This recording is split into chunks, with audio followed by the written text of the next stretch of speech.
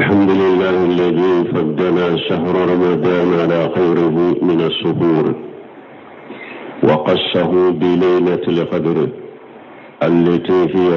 خير من 1000 شهر. والصلاة والسلام على نبينا محمد وعلى آله وأصحابه وسلم تسليما كثيرا. أما بعد، قال الله تعالى: إنا أنزلناه في ليلة مباركة إنا كنا منذرين فيها يفرأ كل أمر حكيم. وقال تعالى: إنا أنزلناه في ليلة القدر وما أدراك ما ليلة القدر ليلة القدر خير من 1000 شهر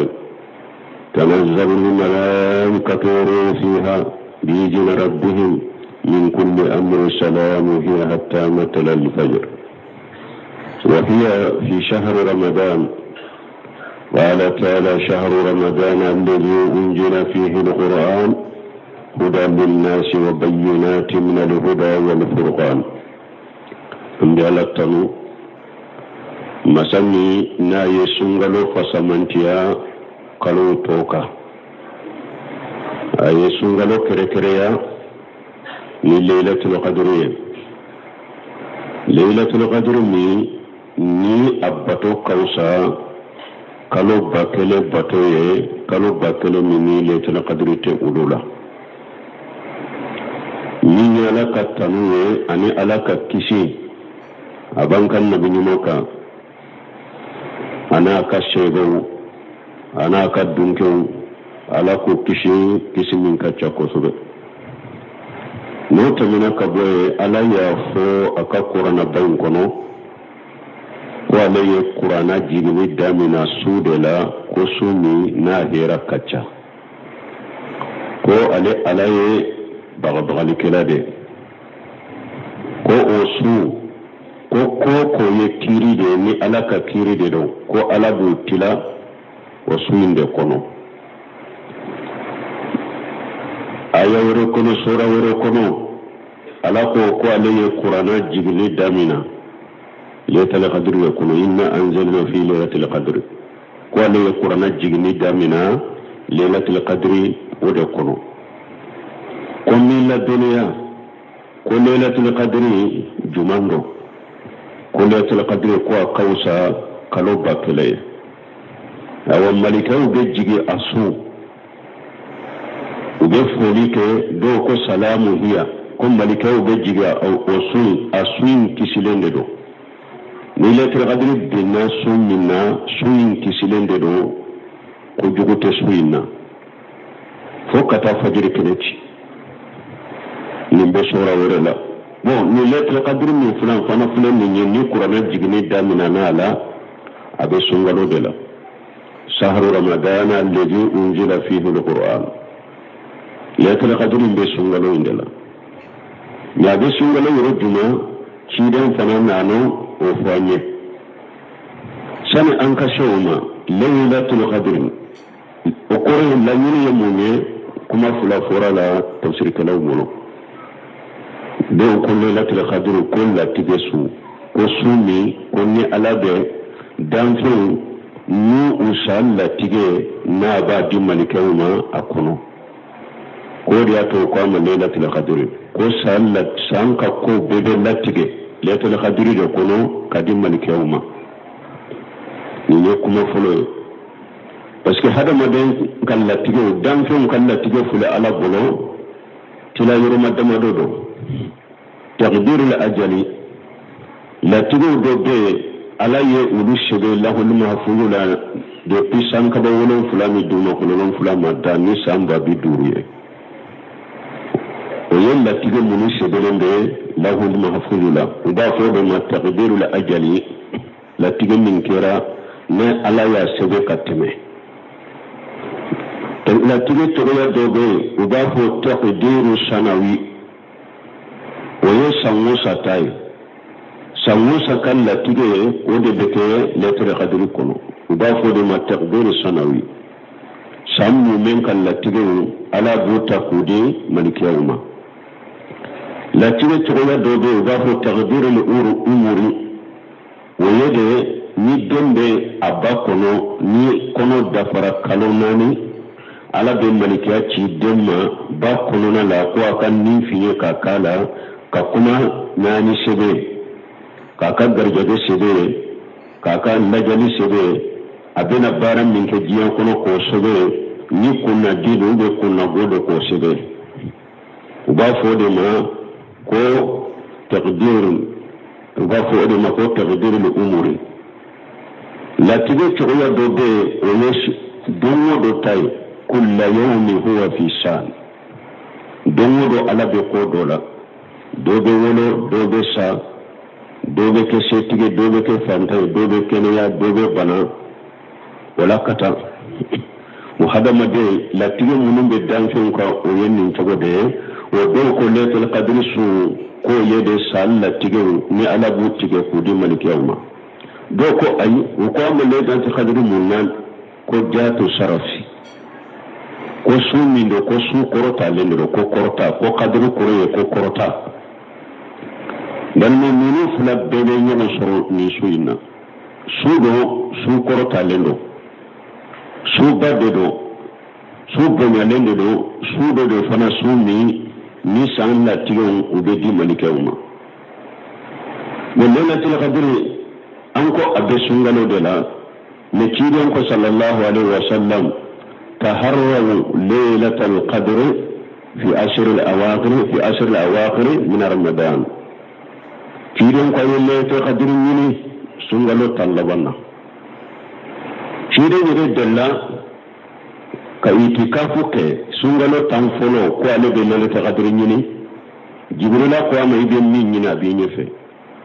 tanfula na chide nya itikafu ke na be lele ta qadri nyini jibrila ko ama ibe min nyini abe nyefe mo chide nya itikafu ke talabanna kasabato ka fokatasa wala lele qadri abe talaban ndela talaban fana amba jibisu mununa o yede akan watiru o fana ka kidan ka harisan nanoka taharraw laylatul qadr fi al-watr min asr al-awakhir muntafaw alayhi kidan ko laylatul qadr ni talaba ka watr min su mun ne watr ne laylatul qadr ayat jate min ulula mugani kele mugani saba mugani duru mugani wolon fula mugani kolonto ne kidon ko be jigi nonun dala ne puri kana fo le daga qadri ko kana i kana manke ala fo ka tallaga yisu be de nyana maya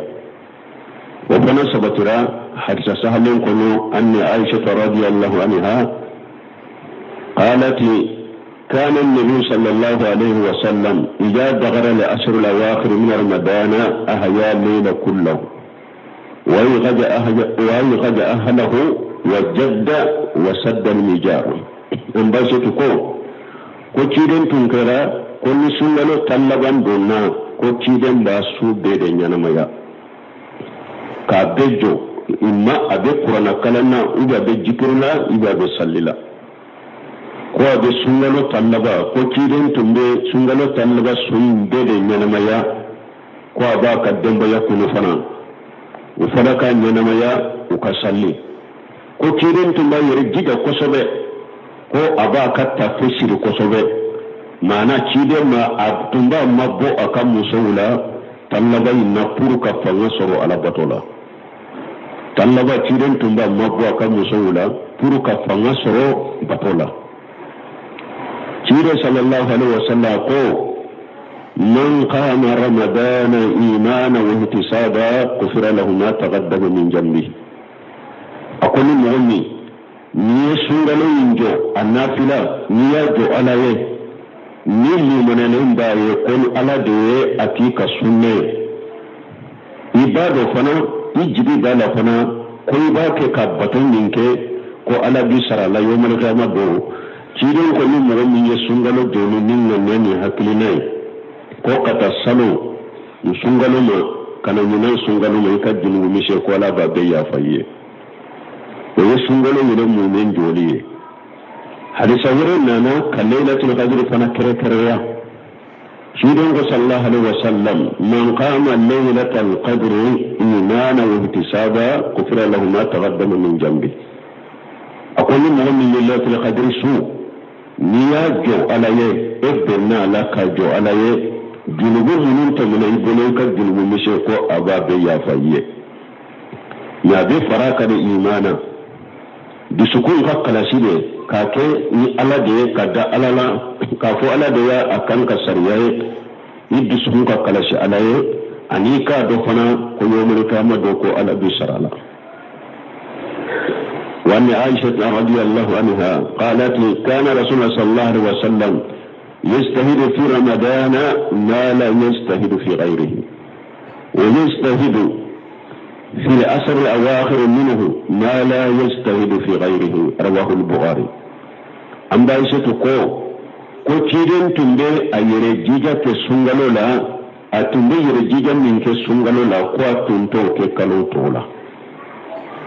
ciden tumba yere jija batola sungalo la chogomi ko a tunto ke kalo tola ko sungalo fana tallaba ko ciden tumbe yere jija min ko o fana la batola ko a tunta ke sungalo tola. donc ni nya yiranna ko tallaba min fana minye shiri wakati do ni lailatul qadr sunyere ala ya dogo tallaba namuna a hikma ymunye ayake ko dunon kama sababu dunon kama pour tallaba yimbe an kan shiri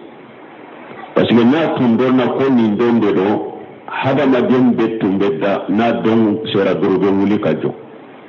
ni ala ya dogo tallaba yimbe pour an kan jija tallaba yimbe la abeko ni eri dogo duma konona la ni daw jabi wakati do ni ala ya dogo duma konona na pour an kan jija duma to tile to bela chogo mi de lettere kadi fana ala ya dogo tallaba no chogo de la pour que shirika ke mere jija ka ke bato la bese ka biama chogo mi awa tallaba bato akachade sallim bala qur'ana kalam bala jikiru bala du'a bala an bai su tuka hadisa do nana akwai cidan ma akwai kibariya ni ala yalle la duniya kafin ni sui ni ala yalle la duniya le to qadri suna kafin ni sui de le to qadri suna kan kan mu fu akulu du'ula cidan ko kafu allahumma innaka afu'un tuhibbul afwan fa'fu anni cidan ko kan min du'u allahumma innaka afu'un tuhibbul afwa fa'fu anni ala ya famma sade ebe ya fafe ikai ya famma nin du'u cidan ko ni don min donna kafin nin de le to qadri suye akon nin du'u de ke fo akono dan ni ala ko le to qadri su ako akausa kalo bakele ni le to qadri su tu kono kalo bakele abebe sambi shegi ani san saba ani kalo nani mana sukele ni mogoni ni e wa tallaba ndejo shikata la doni ko golo ibe le to qadri so tallaba nde ni ya abejo ka benyana maya shikata la ibe le qadri so ni le to qadri fana so fana o sukele mbato abraji ibe qur'ana kalam mun kala ibe salli mun kala abraji kausa yoni ni sambi shedi ani san sabani kalonani ke batola eka sukele mbato kausa ni oye balmo ninye peretiye ninye barajiye ninye nafaye muwemo ni hakilimaye awa ninka na tatida wale yato chiren ko al-maharum man haramahu Allah min ghayrihi chiren ko muwa haramu ne muwa komentiya ne muwa de muwini ni ala ya komentiya lel tilqadirina don kan jija muwa mun ba ke kida tallabayna yugani wolon fulanna ko ude o sunna na maya ko ke wajuliye wata cidan ka sunna kono de cidan na ka shebe ni tabino umma ne na tira kadiri ni chogola de ka ko yugani wolon fulanna doron kan wulin ko ke wajuli de ne ko kidime kala wata cidan ka sunna kono de ko kidime kala chogo mi fulan ni bidiya de lesirita la dinala cidan ko man amila amala laysa alayhi amruna fa huwa raddu akonni mogo niye bara ke bara minne kiden nyamari kanta kai ka bara be sagima amad delika sabati ko sungalo mugani wolo fulana ko kiden yo su da nyana maya ka ke wajuli ko la tarqadri su ye wode ayi su kere kere lente akere kere lente adonente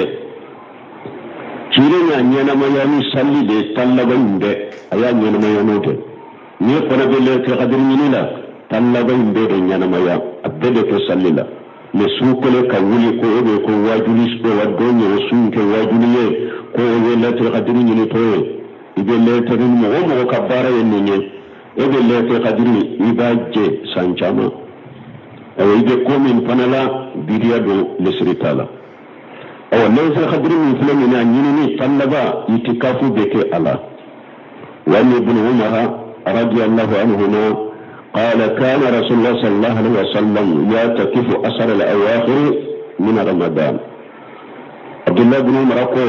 ko kiden tumbe sungalo tallaba ko abe itikafuke kayele mamishidi kono kayere mabbo jiye sungula uma kayere tige kabo hada madon mani jiye barawla kayere lankolonya alaye bato kama itikafu yo odo adamina na de su min tomena mugani kelena su itikafu tallaba itikafu de damina odola ni kalo sabatira abanna ide yele man misiri kono kima bo jinya sugula wala kima bo jinya bara wala kallan kono nyani batowe amba aisha to fano ko ako kana rasulullah sallallahu alaihi wasallam ya atakif fi asr al-awakhir min ramadan hatta tawaffahu Allah ثم اعتكف زواجه من بعده ni hadisa be bukhari kono amba istuko ko ciren tunde itikafu ke sungalo tallaga na fo katasa abe itikafu ke tallaga be itikafu ke fo kata fatu awakan muso fanaye itikafu ke akufe muso be saka itikafu ke yo muso be itikafu ke mishiri munun kono akakonoshi ni fitina ute misiri munu ni muso ni chowto nyagambe nyogona o utellan kolonya ante sira fitinaye ani chewu ni nyogonche o misiri sugo abusika itikafu ke ni muso bu dama chewu bu dama ni to nyagambe nyogona amma sira fitinaye muso be seka itikafu ke ani fana muso kana akaso kono bara munu wajibilen baka akana ke na abu ode pe kana yelema misila ko itikafu parce que ika sokono bara munun be kika ce la do ka ka dumunu to ki janto demuna na ya soro mo to munun be munun be wajibi len bi ka ikan munun ke o baraji ka go itikafu ye sunna de mustahabu de do wa bara munun wajibi len bu ka ulo be itikafu ye muso munun be itikafu ke o ka ulo korosi ala akana soro ka ce ka hakka na ka bara do go ka mun wajibi len bi ka kulutte ko be itikafu ke ulu keli baraji kabo katame itikafu ka barakallahu li wa lakum fil qur'ani al hakim wa nafani wa iyyakum bima fihi min al dhikri al hakim aqulu qawli hadha wa astaghfirullaha li wa lakum wa lisa'iril muslimina min kulli dhanbi wastaghfiruhu innahu huwal ghafurur rahim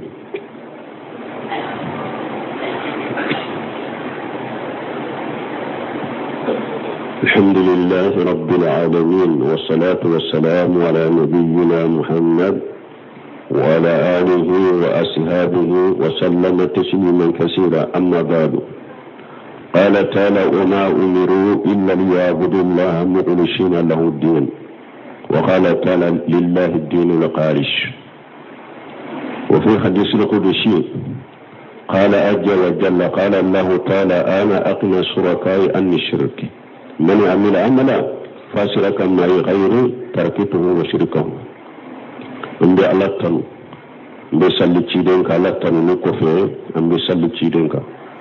نوت منك بو ala ko ka qur'ana bayin kono ko ale ma hada madawnya marani foye ko anka ala kelen to bato kan ka bato be kalashi alai ayawre kuna la ko dina kalashi le dina min be kalashi alai ko oye ala tay hadisa do kono ciren ko jenyago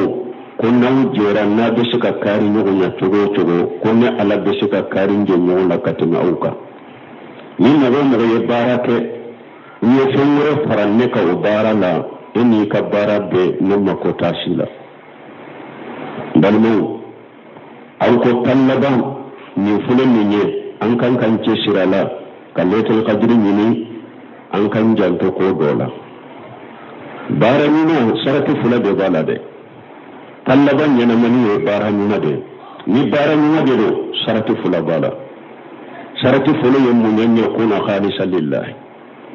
a ka kɛ i k'i dusukun kɔlɔsi ala de ka tan laban ɲɛnamani baara bɛɛ o ye ala baara bɛɛ de o ye diinɛ baara bɛɛ de a sarati fɔlɔ ye mun ye i dusukun ka kɔlɔsi ala ye kana kɛ mɔgɔw k'a ye kana kɛ mɔgɔw k'a mɛn kana kɛ mɔgɔw k'a fɔ kana kɛ tanu ɲini kama kanu kɛ diɲɛ nafa ɲini kama nin ye fɔlɔ ye filanan yakuna ala sunna baara ninnu ka bɛn ciden ka sunna ma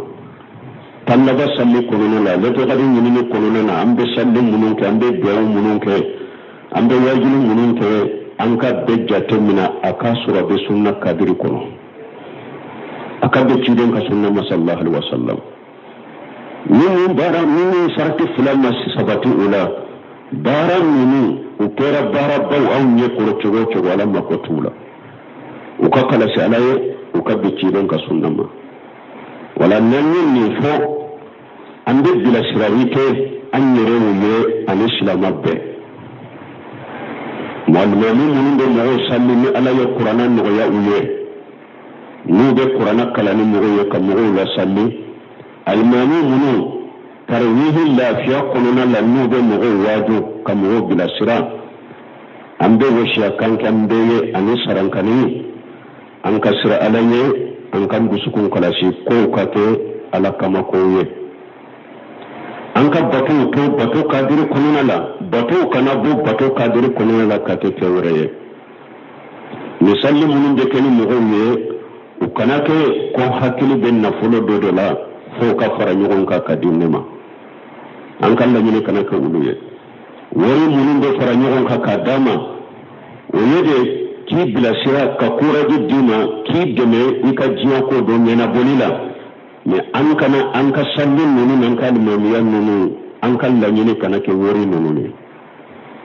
an ka laɲini kana kɛ nafa ninnu ye laɲini ka kɛ ala kama ko de ni dusukun kɔlɔsira ala ye ni ala cɛ dusukun kɔlɔsi kɔfɛ ni ala yɛrɛ ye garijɛgɛ min sama ka na i ma o y'i ta ye mais baara ninnu kɔni kana kɛ wari ninnu kama u kana kɛ palasi ninnu kama u kana kɛ diɲɛ nafa kama dɛ an kan janto o la parce que yɔrɔ dɔw la wari ninnu bɛ di salli ninnu kɔfɛ fo alimamiw dɔw bɛ kɛlɛ wari ninnu tilali la wari ninnu tila yɔrɔ fo alimamiw dɔw bɛ kɛlɛ u nɔfɛ balima ni min kɛra dɔrɔn a bɔra bato la koyi a kɛra diɲɛ ko de sisan donc an kan jija u ka to bato kadiri kɔnɔna la wajilikɛla minnu fana bɛ wajili kɛ tan laban in na awa laɲini kana kɛ wariw ye dɛ laɲini ka kɛ de i k'i dusukun kɔlɔsi ala ye e ka laɲini ka kɛ n bɛ diinɛ jɔli de la ala ka diinɛ bɛ jɔ cogo min laɲini ye o de i ka laɲini ka kɛ n b'a fɛ ka ala ka jɔn de dilan ala ye dɔɔni min nɔgɔya ne ye laɲini ye ka ala ka jɔn de dilan laɲini ye ka silamɛya jɔ de laɲini ye ka ala ka ɲamarkan de labato n'a ko kuntum khayra ummati ukhrijat linnas ta'muruna bil ma'ruf wa tanhauna 'anil munkar laɲini ka kɛ ninnu de bɛ mais i ka laɲini ka kɛ tanuni ɲini ye laɲini kana kɛ jama ɲini ye laɲini kana kɛ jɔyɔrɔ ɲini ye laɲini kana kɛ diɲɛ nafa ɲini ye cilen ko man abtaga li ilman mimma yubtaga bihi wajhullah la man ta'allama al-ilma mimma yubtaga bihi wajhullah la yata'allamuhu illa liyushiba bihi arda min ad-dunya lam yajid arfa al-jannah ni ye ciden ka disa sahlen de akwai mɔgɔ min ye doni ɲini ka doni kala k'a dɔn doni min bɛ ɲini ala kama mais e ma doni ɲini ni foyi ye fo i ka diɲɛ nafa dɔ de sɔrɔ n'a ye ciden ko ni e ka laɲini kɛra min de ko arjanna kasa ko e t'a sɔrɔ i nun na jango ka don a kɔnɔ nin doni bɛ ɲini ni ala de ye doni bɛ di ni ala de ye doni la nyini kana ke yere jiran yede wala nyini kana ke jiyanna antoro mu jiyanna fayede ni mo ya ka doni nyini yode kamo lakala ni on man yede kamo wadi ni on man yede cidin ko arjanna ka sauta surin nun kono yamul kamado bal mo jahannaba bi minani mo sabafuna minye ko abo kono qur'ana kalam bagana ani doni to baga ibe gona ni do minye qur'ana kala ka do ka cogodo ala ba fu malikau kana nayi malikau be nayi farafahu ni'matu farafaha ala ga la duniya kan ne mala yerbe ne mai la do yala ne do la duniya qur'ana lawa akalan cogo nyuma abafu an cigi ala ani min kalana ka kalando kamugo la kala kamugo waju be na ne fana ye ala bo fana la duniya kan ne mala fana be ne mai do yereka aw ala ba fu qur'ana kalam bagan yen mun ke abafu qaraitu fika alqur'ana qaraitu fika alqur'an abafu cigi ala ne qur'ana kala e alai ala ba fu kajamuta ولكنك قرأت القرآن ليقال هو خارج فقد قيل ثم أمر به فشهد على وجه التغلق في النار أبقى فيك على أن القرآن كلا يألي شو إيرو بلا نتل إيرو بلا كنافلة كناي كمهولا سليناي على بافو يقلون تلك أي كقرآن كلام كده بروه كرسا بس كلام نده أكان كده أتجويد كده أكهرف بوتو كده أبسه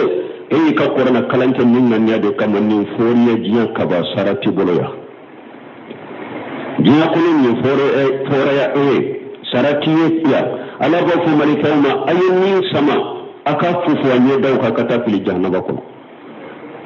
malikau be kalambaran sama ba fufu ne da ka wuta fili jahannaba kuno don ko baga yin fana ala ba fu ne doni min dino ayyin munke ala fu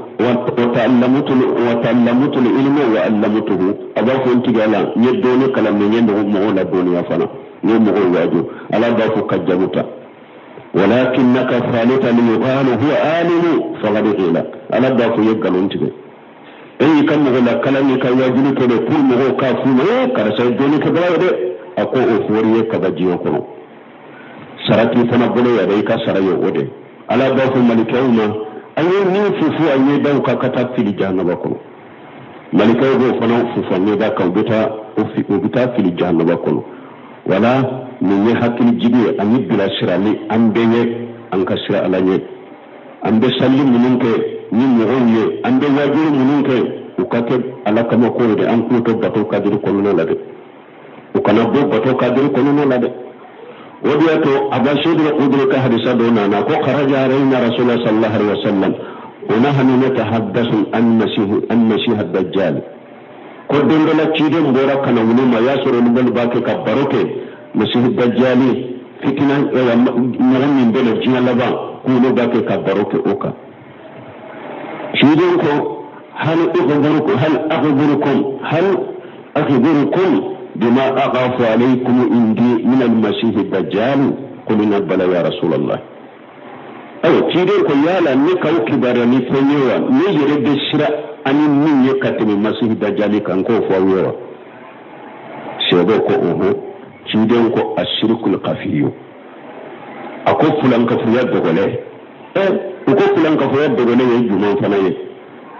كيرين كو يقوم الرجل يصلي فيزين صلاته لما يرى من نجر رجل إليه كيرين كو شرك القفي يموني كو يمو دي ابي ولي ابي كسللا ابي سللا اي نعبالا اي يادو مودو باكي تلاجي يكسللا ابي كسلي مكوني كمسري وتجين يكورو بسيغا باكي تلاجي كيرين كو ni yere jira sugu min fulani ne ni yere jira dogole min fulani ni fulan ka fa dogole min fulani akon min fitina kabbo mo ka katte min masjid dajjalika alay kanke minne ikanda ola ikanye pour ka ne serene mo do sukun kono me kanata kalan togo doke kanata do togo doke pour wa mo kira mo la ni oye kire ko ni yo ke o de togo ko fulan ka fa ya fitini وكجرو مغما فتنة كجرو مغما كتم مسيح الدجالك ولا قرآن كلام بغوني مغوني على كان نوصرا أبي بارا بلا دي نقول بارين كانت فوي أو بلو busukun ka kalasi ala kelen penye kalan minuni kamuru la sanni akato dina kadiri konona la kato dina kola kana bo dina kola akana ke jiyan na fanyini koye akana bo dina kola de wajini kelen fana ka wajini abo togo kelen de la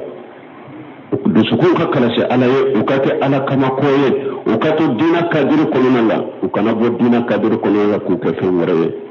ambe ala deni يأتي الخدر على كدام على كدام رجالنا ربنا آتنا في الدنيا حسنة وفي الآخرة حسنة وقنا عذاب النار ربنا لا تزغ قلوبنا بعد إذ هديتنا وهب لنا من لدنك رحمة إنك أنت الوهاب اللهم اجعل الإسلام والمسلمين وأذل الشرك والمشركين ودمر أعداءك أعداء الدين برحمتك يا أرحم الراحمين وآخر دعوانا الحمد لله رب العالمين.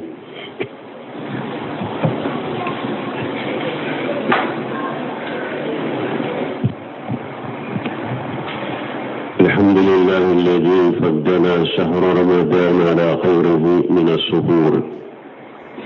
وقصه بليلة القدر التي هي خير من 1000 شهر.